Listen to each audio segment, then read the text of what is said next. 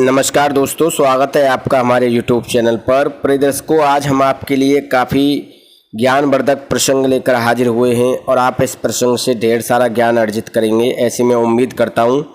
प्रिय दर्शकों, अगर आप हमारे YouTube चैनल पर नए मेहमान दर्शक बनकर आए हैं तो आप हमारे YouTube चैनल को सब्सक्राइब कीजिए, बेल आइकन को प्रेस कीजिए ताकि आने वाली वीडियो का नोटिफिकेशन सबसे पहले आपको मिले और आप इस तरह की वीडियो का भरपूर फ़ायदा हमारे चैनल पर प्रतिदिन उठा सकें। वीडियो अच्छी लगे तो 10 लोगों तक ज़रूर शेयर कीजिए ताकि वो भी ज्ञानवर्धक कहानियाँ हमारे चैनल पर सुनते रहें। प्रिय दर्शकों, ये कहानी एक कौवा और किसान की है। प्रिय दर्शकों, कौवा को तो आप जानते हैं कि कौवे को 6 महीने पहले का और 6 महीने बाद का पता चल जाता है। कौवा एक ऐसा पंछी होता है जो भविष्य पता कर लेता है कि अब किसी भी इंसान के जीवन में आगे क्या होने वाला है। यहाँ तक कि कौवे को घर का भी पता रहता है कि घर पर कौन मेहमान आने वाला है और कौन मेहमान घर से जाने वाला है। कौवे को आगे पीछे का सब पता रहता है। प्रिय दर्शकों, प्राचीन समय में एक नगर में एक जंगल में एक किसान रहता था। उस किसान का काम प्रतिदिन खेती का था। किसान खेती करता था और उसके खेत के पास एक पेड़ था। उस पेड़ पर एक कौवा रहता था। प्रिय दर्शकों, यह तो आप जानते ही हैं कि कौवा बहुत चालाक पंछी होता है। कौवा किसी व्यक्ति से इतनी जल्दी मित्रता नहीं करता है और अगर कौवा किसी व्यक्ति से मित्रता भी कर ले तो वह व्यक्ति बहुत जल्दी धनवान हो जाता है, क्योंकि कौवा आगे पीछे का सब पता लगा लेता है कि अब आगे क्या होने वाला है। प्रिय दर्शकों, किसान का एक नियम था कि किसान जब भी खेती करने आता, खेत में पानी लगाने आता या फसल काटने आता, वो कौवे के लिए कुछ न कुछ लेकर आता था और उसे खिलाता।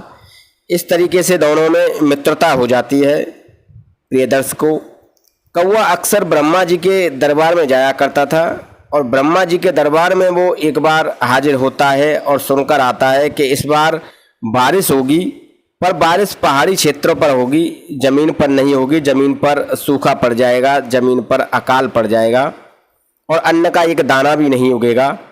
ऐसा वो ब्रह्मा जी के दरबार में जाकर सुनता है और कौवा वहाँ से अब अपने पेड़ पर आ जाता है, उस किसान के खेतों पर आ जाता है और किसान को समस्त वेदांत बताता है और किसान से कहता है कि सुनो किसान, इस बार सूखा पड़ेगी और अन्न का एक दाना भी नहीं उगेगा। बारिश भी होगी पर बारिश धरती पर नहीं होगी, बारिश पहाड़ी क्षेत्रों पर होगी। प्रिय दर्शकों, अब किसान काफ़ी चिंतित हो जाता है, काफ़ी मायूस हो जाता है, काफ़ी व्याकुल हो जाता है।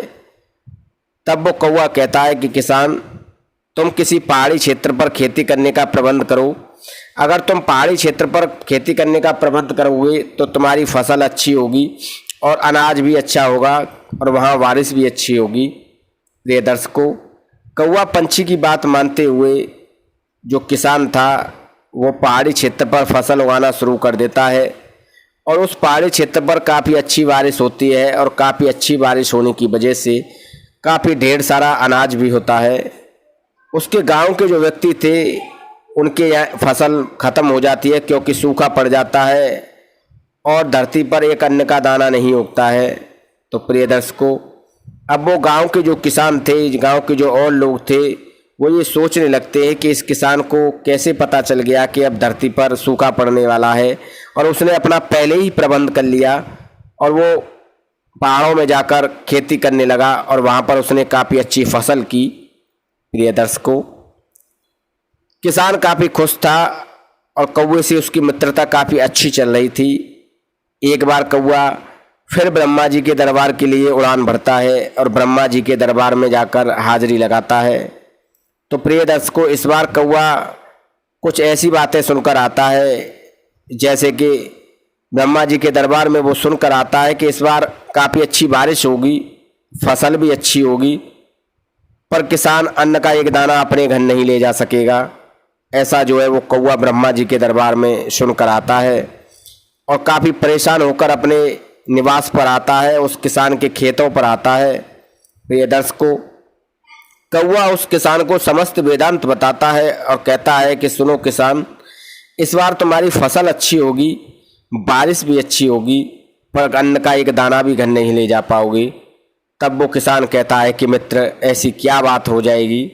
तब वो कौवा जो है किसान को बताता है कि इस बार बारिश अच्छी होगी और फसल भी अच्छी होगी, पर बारिश की वजह से काफ़ी कीड़े भी पैदा हो जाएंगे। प्रिय दर्शकों, अब वो किसान चिंतित हो जाता है। तब वो कौवा उस किसान से कहता है कि सुनो किसान, तुम कुछ छछूंदर और मैना पंछी जो होता है, मैना चिड़िया जो होती है, उनका इंतजाम कर लो। प्रिय दर्शकों, कौवा की बात मानकर किसान छछूंदर और मैना पंछी का इंतजाम कर लेता है। गांव के सभी किसान इस प्रकरण को देख रहे थे। वो किसान से कुछ नहीं बोलते हैं क्योंकि वो मन ही मन किसान से जलते थे कि उसकी काफ़ी अच्छी फसल होती है। प्रिय दर्शकों, जब बारिश पड़ती है, कीड़े पैदा होते हैं, तब वो किसान उन मैना चिड़िया और छछूंदर को खेत में छोड़ देता है, जिससे वो सभी कीड़ों को नष्ट कर देते हैं और किसान की फसल बच जाती है। और किसान के खेतों में काफ़ी अच्छी फसल होती है और काफ़ी अच्छी फसल को देखकर किसान खुश हो जाता है और काफ़ी ढेर सारा अनाज किसान के यहाँ पर होता है। प्रिय दर्शकों, अब जो गांव के अन्य लोग थे वो उस किसान से काफ़ी खुश रहने लगे और उस कामयाबी का कारण उस किसान से पूछने लगे। तो अब वो किसान उन सभी लोगों को उस कौवे के बारे में बताता है। प्रिय दर्शकों, अब तीसरी साल में फसल होने वाली थी, तो गांव के जो लोग थे वो उस कौवे से पूछते हैं। तो कौवा एक बार फिर ब्रह्मा जी के दरबार के लिए उड़ान भरता है। तो प्रिय दर्शकों, वहाँ कौवा सुनकर आता है कि इस बार फसल अच्छी होगी, पर फसल को चूहे खा जाएंगे। प्रिय दर्शकों, कौवा अपने खेतों के लिए वापस आता है, अपने निवास स्थान पर वापस आता है और समस्त वेदांत वह किसान को बताता है और किसान गांव वालों को बताता है कि इस बार फसल काफ़ी अच्छी होगी, पर आप लोग कुछ बिल्लियां पाल लो, कुछ बिल्लियों का इंतजाम कर लो, तो फसल काफ़ी अच्छी हो जाएगी। प्रिय दर्शकों, जो गांव के अन्य लोग थे, अन्य किसान थे, अब वो अपने उस मित्र किसान पर भरोसा करने लग जाते हैं, उस पर यकीन करने लग जाते हैं और उसकी बात मानकर काफ़ी ढेर सारी बिल्लियां पाल लेते हैं। प्रिय दर्शकों, जब फसल अच्छी होती है तो उन फसलों में चूहे लग जाते हैं, तो किसान अपनी सभी बिल्लियों को अपने खेतों में छोड़ देते हैं। तो उन बिल्लियों की वजह से चूहों को बिल्लियां जो थी वो नष्ट कर देती हैं। उन बिल्लियों की वजह से चूहे खेतों को छोड़कर भाग जाते हैं, कुछ चूहों को बिल्लियां खा जाती हैं। इस प्रकार सभी किसानों की फसल बच जाती है और सभी किसान अपनी अपनी फसल को लेकर अपने घर आ जाते हैं।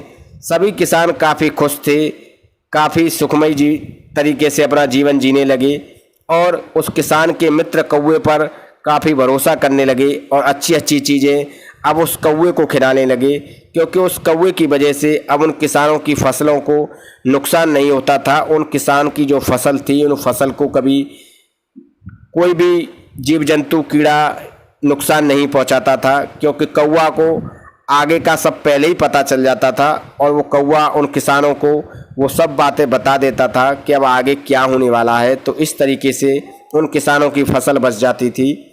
प्रिय दर्शकों, ये थी कुछ ऐसी ज्ञानवर्धक कहानी और उस ज्ञानवर्धक कहानी में कुछ ऐसी महत्वपूर्ण बातें कि अगर आप इन बातों का अनुसरण करते हैं और किसी कौवे की पंछी से मित्रता करते हैं तो आपका भी जीवन भी बदल सकता है, आपका जीवन में भी भाग्योदय हो सकता है अगर आप किसी चतुर कौवे से मित्रता कर लेते हैं। प्रिय दर्शकों, वैसे तो कौवा चतुर ही होता है। प्रिय दर्शकों, हम उम्मीद करते हैं जो जानकारी हमने आपको वीडियो में दी है वो सही है और आप इस जानकारी से ढेरों लाभ उठाएंगे। प्रिय दर्शकों, वीडियो अच्छी लगी तो 10 लोगों तक ज़रूर शेयर कीजिए ताकि वो भी हमारी वीडियो से ढेर सारा ज्ञान अर्जित कर सकें और अपने जीवन को सफल बना सकें। दोस्तों, इस तरह की ज्ञानवर्धक वीडियो हम अपने चैनल पर प्रतिदिन आपके लिए लाते